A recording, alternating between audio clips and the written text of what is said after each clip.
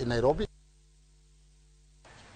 Kwa dhimbele nyakoro mugajwango Obila mago kwach kicho chiko mana enjaten migao mararita kwe Dr. Fred Matiang'i mondo kiny ochop e nyimgi e karsade kukinyi. Rakamano kil mar Matiang'i dansa nomari to koni ne gichope log tich mar kwach kich mondo giket kwayo mar chopo e nyim Obila mago kwach kicho kinyi mar sari okaluore kod diche ma Matiang'i ni godo.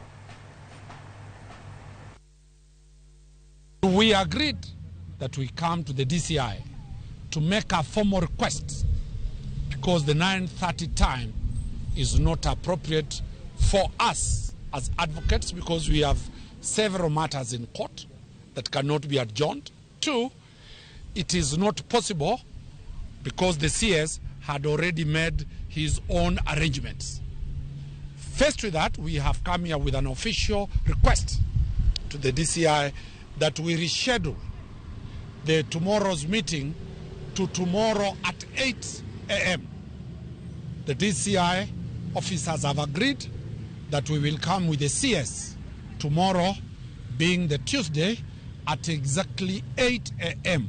in the morning, so that by 9 we will be leaving to go and attend to court.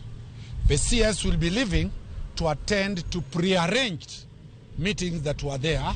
If they will not have finished with the CS to investigate him, we will reschedule to another date.